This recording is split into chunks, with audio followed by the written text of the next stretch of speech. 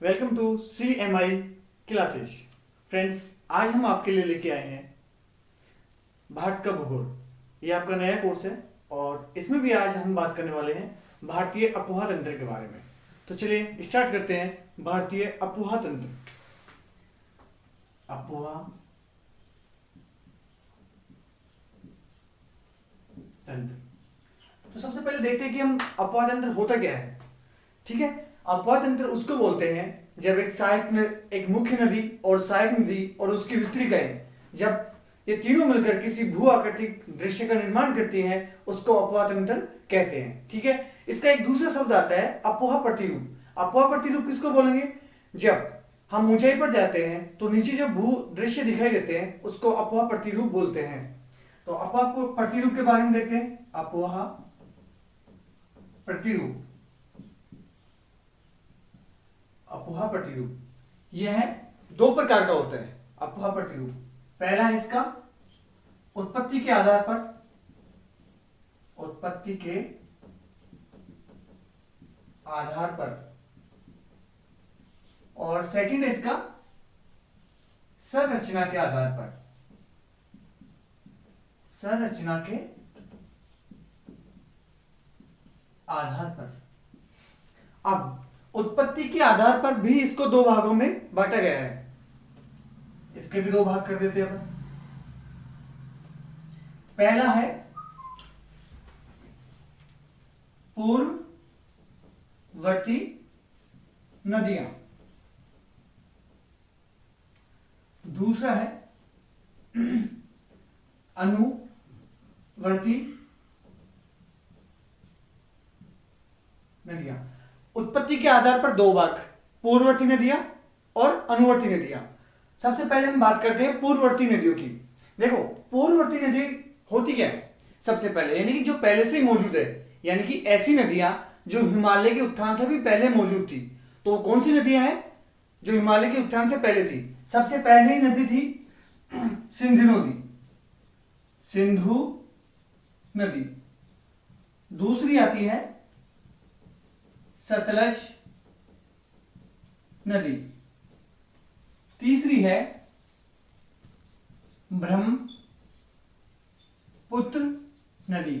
अब यहां से आपका एक क्वेश्चन बनता है कि आप चार ऑप्शन देंगे आपको और इनमें से किसी एक नदी का नाम देगा और आपसे पूछ लेंगे कि इनमें से पूर्ववर्ती नदी कौन सी है। तो आपको याद रखने की पूर्ववर्ती नदियों के उदाहरण है सिंधु, सतलज और ब्रह्मपुत्र।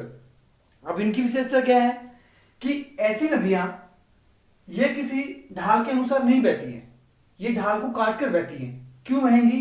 क्योंकि ये अपने ढाल को छोड़ती नहीं है, यानी कि अपने प्रवाह मार्ग को छोड़ती नहीं है। ऐसी नदियां गार्ज बनाती हैं। अब गार्ज कैसे बनेगा कि मान लो कि ये सिंधु नदी बह रही है, अब यहां पे हिमालय का उत्थान हो जाता है, ठीक है, यानी कि उत्पत्ति हो जाती है।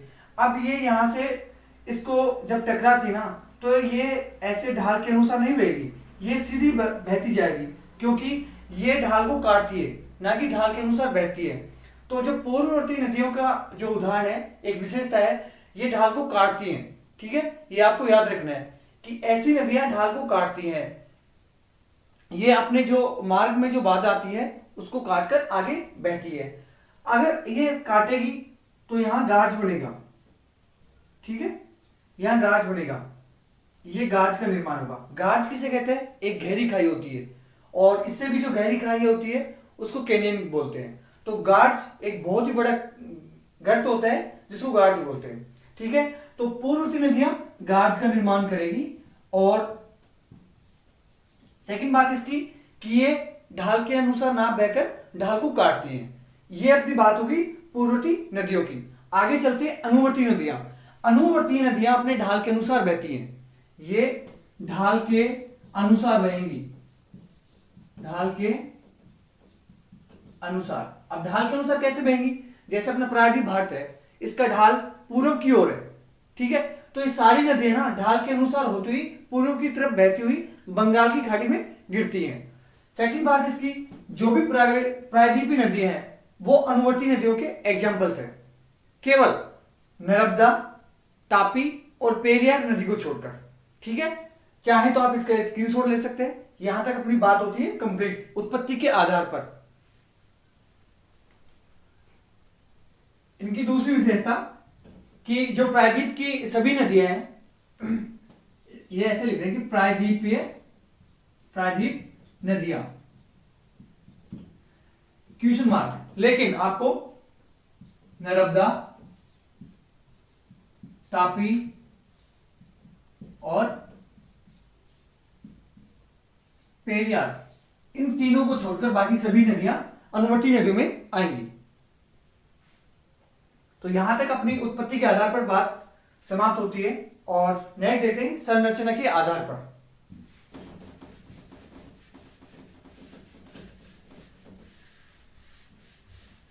संरचना के आधार पर सबसे पहला है समांतर अपोहा प्रतिरूप। अब समांतर अपोहा प्रतिरूप क्या होता है? जब दो नदियां समान क्षेत्र से बहती हुई आगे जाकर एक दूसरे में मिल जाती है, समांतर अपोहा प्रतिरूप कहलाता है। इसका एग्जाम्पल है गंगा नदी। दूसरा अपन लेते हैं, ये सबसे मोस्ट है, कई बार एग्जाम में पूछा जा चुका है, अरीय प्रतिरूप। अरीय प्रतिरूप उसको बोलते हैं जब एक ही स्थान से कई नदियों का उद्गम होता है। जैसे कि इसका एग्जाम्पल है, मैं यहां लिख देता हूं, अमरकंटक। अमरकंटक मध्य प्रदेश में है, यहां से नर्मदा और तापी का उद्गम होता है, इसलिए यह अरीय प्रतिरूप के अंतर्गत आता है। तीसरा है अपना आयताकार प्रतिरूप। आयताकार प्रतिरूप, जब नदियां समकोणीय घुमाव के आधार पर किसी क्षेत्र में मिलती हैं, उसको आयताकार प्रतिरूप बोलते हैं। इसका सर्वश्रेष्ठतम उदाहरण है प्रायद्वीपीय नदियां। प्रायद्वीप नदियां मोस्टली इसी प्रकार से किसी क्षेत्र में जाकर मिलती हैं। चौथा है अपना वृक्षाकार। वृक्षाकार प्रतिरूप। वृक्षाकार प्रतिरूप क्या होता है? देखो, जब एक मुख्य नदी में उसकी सहायक नदियां, सहायक नदियों की भी सहायक नदियां और वितरिकाएं, इस प्रकार से समझते हैं, ये कोई मुख्य नदी है, इसके पहले कोई सहायक नदी है और इसकी भी सहायक नदी है, जैसे यहां से आई, यहां से आई और यहां से, और यहां से कोई वितरिका आई, तो ये पूरा वृक्ष की आकृति का बन जाता है। यानी कि जब मुख्य नदियां, सहायक नदियां और उसकी वितरिकाएं किसी क्षेत्र में आकर मिलती हैं, तो वह वृक्षाकार प्रतिरूप का निर्माण होता है। इसका एग्जाम्पल है अपना गंगा नदी। नेक्स्ट लेते हैं अपन अंत्य स्थिल अपोहा प्रतिरूप। यह एक ऐसा प्रतिरूप है जो किसी समुद्र में ना मिलकर या किसी महासागर में ना मिलकर अपने ही मार्ग में विलुप्त हो जाता है। इस प्रकार के अपोहा को अंतःस्थल अपोहा प्रतिरूप कहते हैं और इसका एग्जाम्पल है लूनी नदी, जो कि राजस्थान में है। ठीक है, तो यहां पर अपन अपोहा प्रतिरूप की बात कर चुके हैं, उत्पत्ति के आधार पर हो चुकी है और संरचना के आधार पर हो चुकी है। नेक्स्ट अब अपन अपोहा प्रतिरूप के भागों की बात करते हैं। भारत में कितने अपोहा प्रतिरूप पाए जाते हैं? भारत में दो प्रकार के अपोहा प्रतिरूप पाए जाते हैं। पहला हिमालय अपोहा और दूसरा है प्रायद्वीप अपोहा। अब हिमालय अपोहा तंत्र भी तीन भागों में बांटा गया है। पहला है सिंधु तंत्र, दूसरा है गंगा तंत्र और यहां पे तीसरा है ब्रह्मपुत्र तंत्र। और प्रायद्वीप अपोहा तंत्र को भी दो भागों में बांटा गया है। अपोहा की पहला इसमें बंगाल की खाड़ी का, यानी कि बंगाल की खाड़ी में गिरने वाली नदियां। और सेकंड है अरब सागर में, अरब सागर में गिरने वाली नदियां।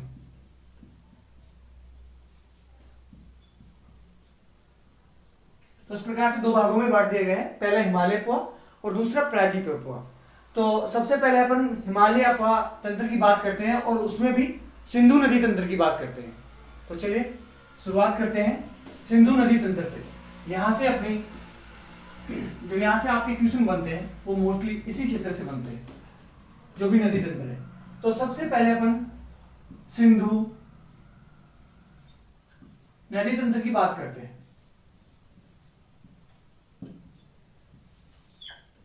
अब नदी तंत्र क्यों क्यों कहा जाता है इसको? क्योंकि इसमें बहुत सारी नदियां शामिल होती हैं, इसलिए इसे सिंधु नदी तंत्र कहते हैं।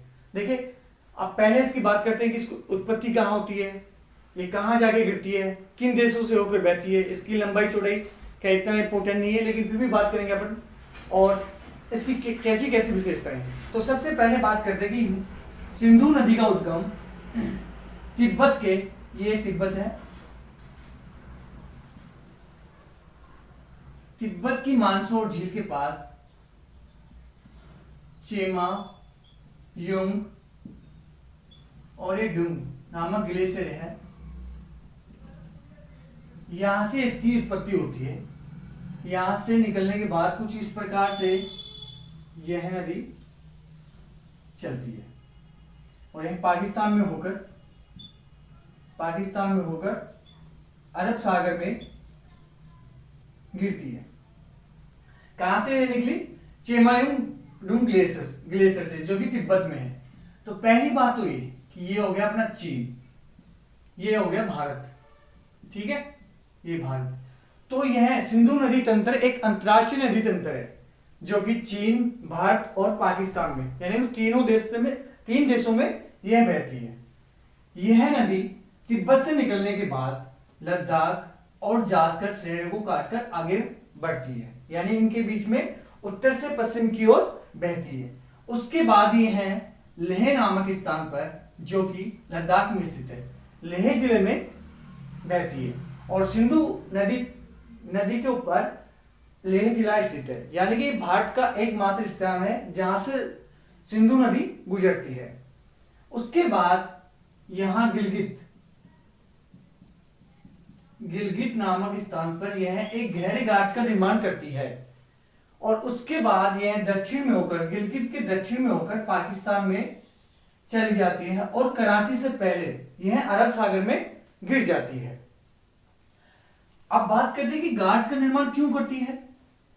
क्योंकि सिंधु एक पूर्ववर्ती नदी का उदाहरण है, जो कि हम पहले ही बात कर चुके, ठीक है। अब गाज का निर्माण होता है क्योंकि अभी जो अपना हिमालय है वो तरुण अवस्था में है, यानी कि नया है, नवीन है, लगातार इसकी ऊंचाई बढ़ती जा रही है अभी। तो यह है तरुण हिमालय के अक्ष संघीय नमन के कारण, मैं यहां लिख देता हूं, नमन के कारण सिंधु, सतलज और ब्रह्मपुत्र, ये तीनों नदियां गाज का निर्माण करती है। सिंधु ही नहीं करती है, सतलज और ब्रह्मपुत्र भी तरुण हिमालय के अक्ष संघीय नमन के कारण गाज का निर्माण करती है। अब ये बात हो गई सिंधु नदी की, ठीक है। इसके बाद अपन इसकी सहायक नदी की बात करते हैं, और ये भी बता दूं कि ये जो सिंधु नदी ना, ये हिमालय की सबसे पश्चिमी नदी है। हिमालय की सबसे पश्चिमी नदी है। अब कैसे कह सकते पश्चिमी नदी है? तो देखो, कोई भी नदी अगर ऐसे बह रही है ना, इस साइड से बह रही है ना, इस साइड से, तो उसके ऊपर का जो भाग होता है ना, वो बायां, ठीक है, और ये भाग हो जाएगा इसका दायां। तो अब पश्चिमी, कई बार एग्जाम में सीक्वेंस पूछता है कि क्रम पूछता है कि पश्चिम से पूर्व की ओर निम्न नदियों को जमाइए। तो सबसे पहले हो गई अपनी सिंधु नदी, फिर इसका हो गया बायां भाग की बात करें अपन पश्चिम की ओर,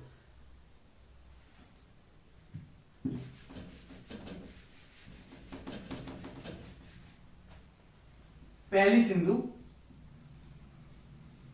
यहां मैं लिख देता हूं बायां भाग से, ठीक है। फिर आपकी होगी झेलम, फिर चिनाब, फिर रावी, व्यास, और सबसे पूर्व में आ जाएगी सतलज, यानी अंतिम नदी सतलज। अब इनकी बात करते हैं कि इनकी सारी नदियों की बात करते हैं। झेलम यहां से निकलती है, सिंधु नदी तंत्र की एकमात्र नदी जो जम्मू कश्मीर से निकलती है वो है झेलम, ठीक है। तो झेलम कहां से निकलती है, ये जे.एंड.के के बेरीनाग के पास एक स्थान है शेषनाग, शेषनाग से निकलती है। झेलम कहां से निकलती है, शेषनाग से। तो सिंधु नदी तंत्र की एकमात्र नदी जो जम्मू कश्मीर से निकलती है झेलम नदी। अब झेलम नदी के बारे में, यह इसका पानी वुलर झील के गिरने के बाद आगे बढ़ता है और यह कश्मीर घाटी में एक विसर्पण का निर्माण करती है। विसर्पण क्या होता है कि जब कोई नदी टेढ़ा मेढ़ा रास्ता एक सांप की आकृति में लेते हुए आगे बढ़ती है तो उसको विसर्पण कहा जाता है। झेलम नदी की सबसे बड़ी सहायक नदी है किशन गंगा, इसी कारण इस पर किशन गंगा परियोजना बनाई गई है जो अक्सर चर्चा में रहती है भारत और पाकिस्तान के विवाद के कारण। आगे देखते हैं चिनाब नदी के बारे में। ये चिनाब नदी आ गई यहां से। अब चिनाब का स्रोत क्या है, उद्गम स्रोत क्या है इसका, चिनाब का है बारालाचा, बारालाचा जो कि हिमाचल प्रदेश में है और ये है जम्मू कश्मीर में, ठीक है। अब चिनाब जो है ना वो सिंधु नदी तंत्र की सबसे बड़ी सहायक नदी है और चिनाब नदी चंद्रा और भागा नामक दो धाराओं से मिलकर चिनाब नदी का तंत्र का निर्माण होता है और यह सबसे बड़ी सहायक नदी है सिंधु नदी तंत्र की। उसके बाद अपन रावी आती है, रावी और व्यास दोनों रोहतांग दर्रे से निकलती हैं, रोहतांग दर्रे से, यह भी हिमाचल प्रदेश में ही है। और अंतिम है सतलज नदी। सतलज नदी है ना वो निकलती है राक्षस ताल से और इसको राक्षस ताल भी बोलते हैं जो कि तिब्बत में स्थित है। तो यहां पे क्वेश्चन बनता है कि अक्सर कई एग्जाम में पूछा भी गया है इससे पहले कि सिंधु नदी तंत्र की एकमात्र ऐसी नदी कौन सी है जिसका उद्गम भारत से नहीं होता, तो कौन सी है, सतलज। कहां से हो रहा है, तिब्बत से, राक्षस ताल से।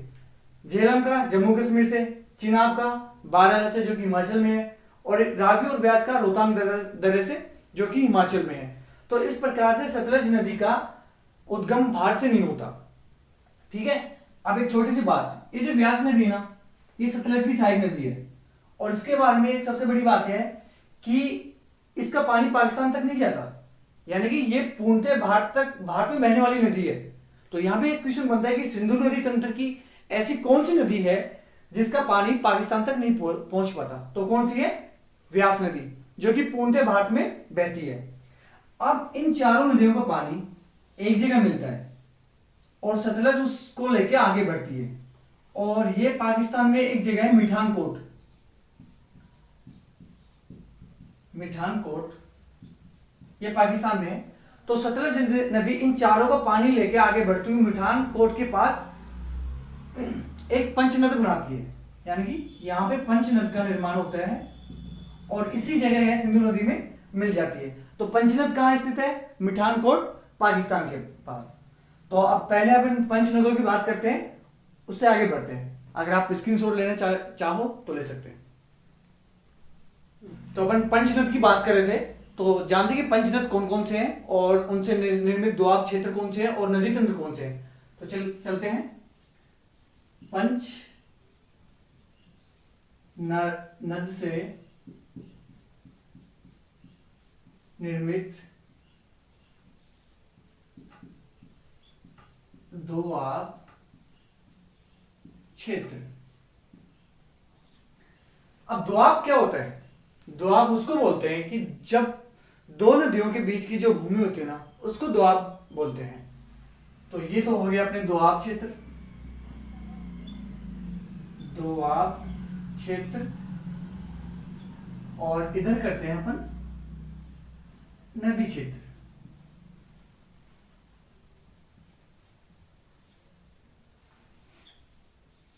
सबसे पहला है वेस्ट,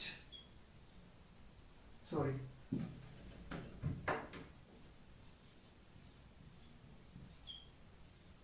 वेस्ट दोआब।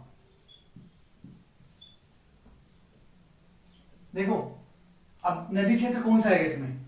ये तो होगा वी और एस है, तो इसी में इस नदी क्षेत्र का नाम छिपा हुआ है। वैसे क्या हो जाएगा? व्यास। ये बस आपको समझने के लिए, बाकी वैसे आप वैसे भी याद कर सकते हैं। से क्या हो जाएगा? सतलज। ठीक है, वैसे व्यास हुआ, से सतलज। दूसरा है अपना बारी दोआब। सॉरी सतलज हो गया, सतलज है ये, सतलज।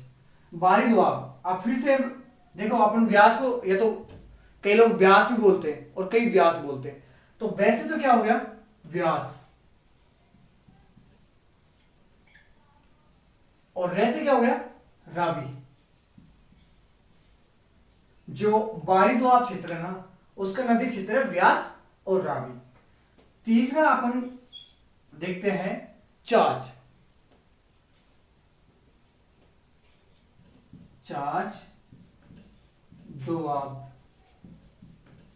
वही पहले सब पकड़ते हैं हमें, जैसे चिनाब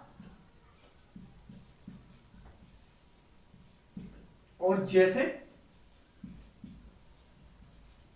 झेलम। चार्ज का हो गया चिनाब और झेलम। और चौथा है रचना दोआब। अब रैसे फिर से रावी और जैसे चिनाब। और लास्ट है सिंध सागर। सिंध सागर में है झेलम और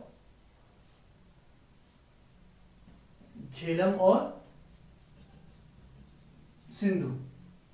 तो इस प्रकार से पंचनद का निर्माण दोआब क्षेत्र से है। दोआब में वेस्ट, बारी, चार्ज, रचना और सिंध।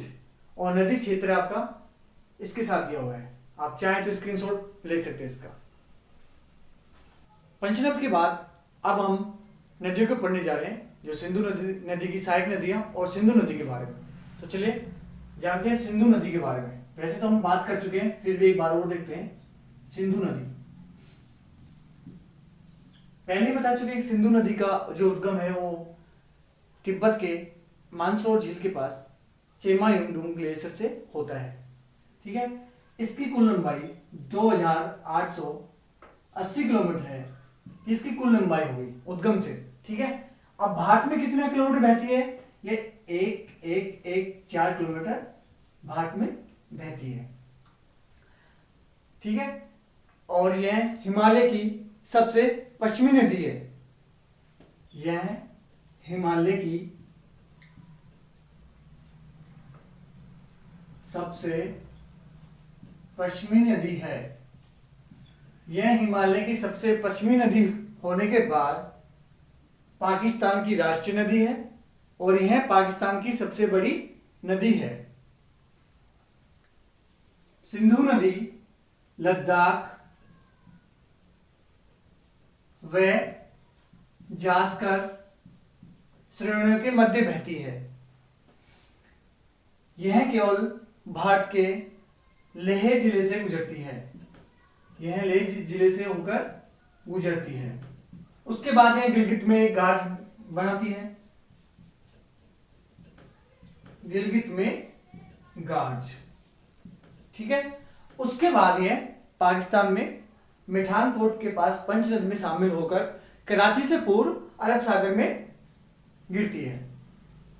अब अरब सागर की बात करते हैं तो ये अपना गुजरात का हो गया सर्किट क्षेत्र।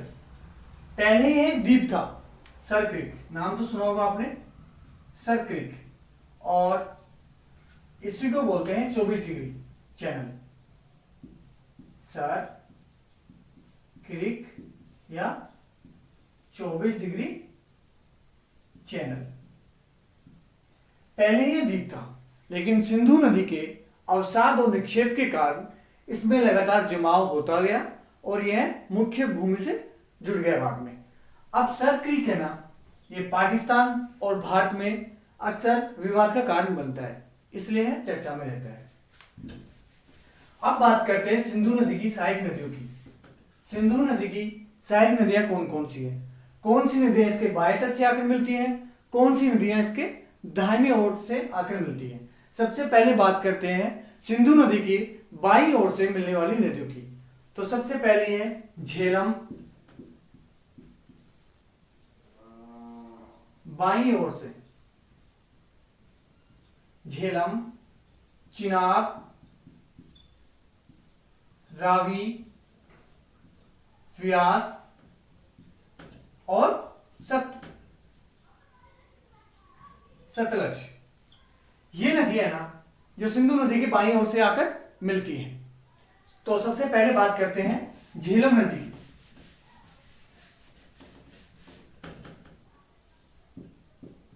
झेलम सिंधु नदी तंत्र की एकमात्र नदी जिसका उद्गम जम्मू कश्मीर के शेषनाग के पास से होता है, यानी कि यह है, इसका स्रोत क्या है,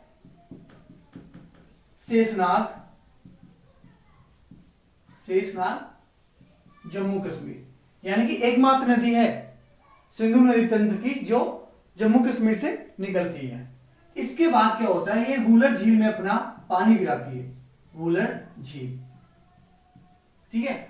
वूलर झील में पानी गिराने के बाद यह आगे बढ़ती हुई कश्मीर घाटी से होकर गुजरती है। अब कश्मीर घाटी ना वो एक समतल मैदान है, तो मैदान में जाती है तो यह झेलम नदी विसर्पण का कार्य करती है, यानी कि विसर्पण करती है, ठीक है। अब इसकी बात करते हैं कि झेलम नदी पर एक किशनगंगा परियोजना है, किशनगंगा परियोजना, और जो किशनगंगा है ना यही इसकी सबसे बड़ी सहायक नदी है। झेलम की सबसे बड़ी सहायक नदी कौन सी है, किशनगंगा, और किशनगंगा परियोजना भी है, ये परियोजना भी है। अब ये किन देशों के बीच में है, यह भारत और पाकिस्तान के बीच विवाद का कारण कौन सी है, किशनगंगा परियोजना। अब झेलम नदी है ना ये बारामुल्ला से अनंतनाग तक नौका गम्य है, ठीक है। नेक्स्ट इसका है, अब झेलम नदी ना इसको पाकिस्तान में नीलम नदी के नाम से जाना जाता है, पाकिस्तान में इसको नीलम नदी कहते हैं। तो ये बात हो गई झेलम नदी के बारे में। इसका स्रोत शेषनाग झील से जो कि जम्मू कश्मीर में वूलर झील में पानी गिराती हुई आगे बढ़ती है, फिर ये कश्मीर घाटी में विसर्पण करती है। किशनगंगा जो कि इसकी सबसे बड़ी सहायक नदी है और एक परियोजना भी है जो भारत और पाकिस्तान के बीच में है। बारामूला से अनंतनाग तक ये नौकागम्य है और पाकिस्तान में इसको नीलम नदी के नाम से जाना जाता है। नेक्स्ट जो नदी आएगी वो है चिनाब नदी।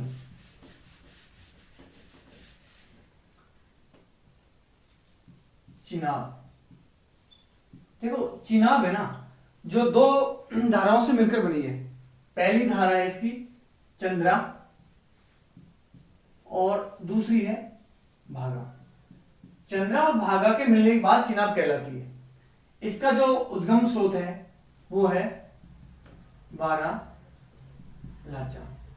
अगर आपको याद भी ना हो तो आप ऐसे भी बना सकते हैं कि चीना का लाचा, लाचा जो ड्रेस होती है लड़कियों की पहनने वाली उसको लाचा बोला जाता है, ठीक है।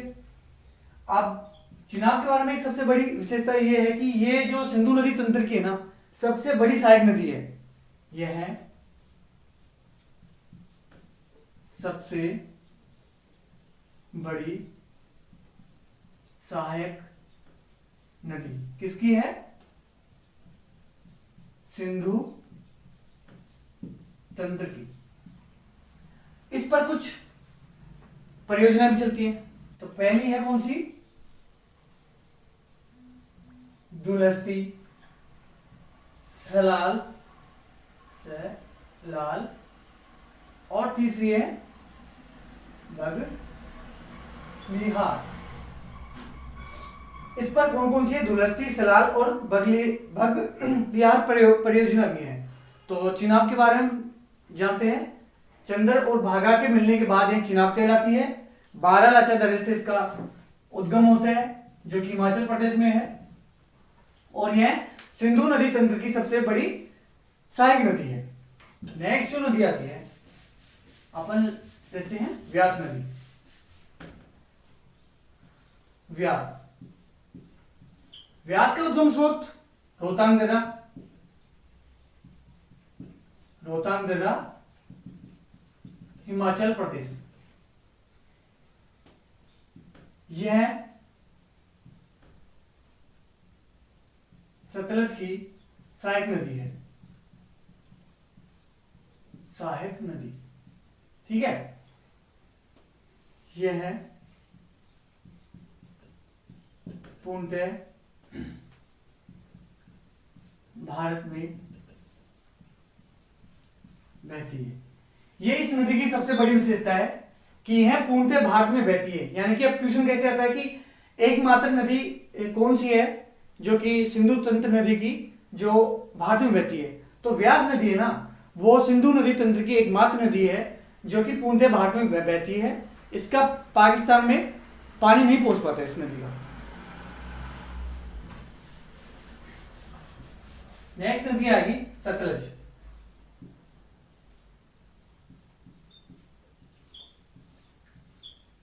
सतलज नदी का उद्गम राकसताल से होता है, जो कि तिब्बत में है। राकसताल से होता है यह नदी।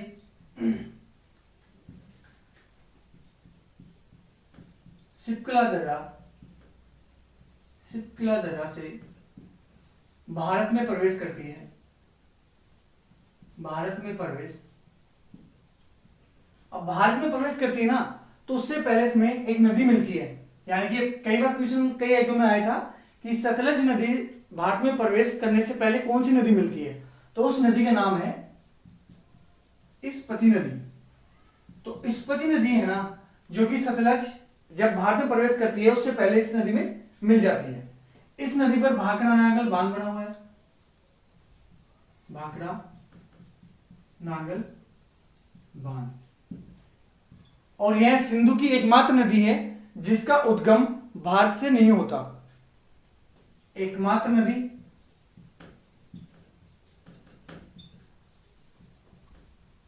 जिसका उद्गम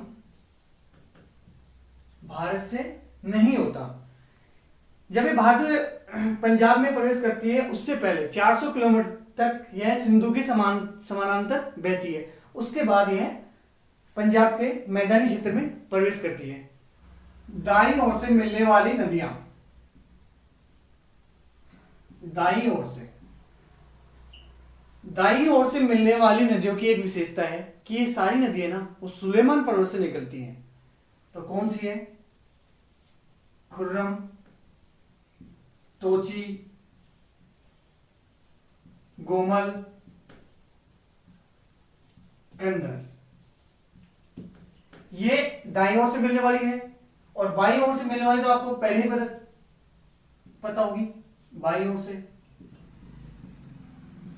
झेलम, चिनाब, रावी, व्यास और सतलज।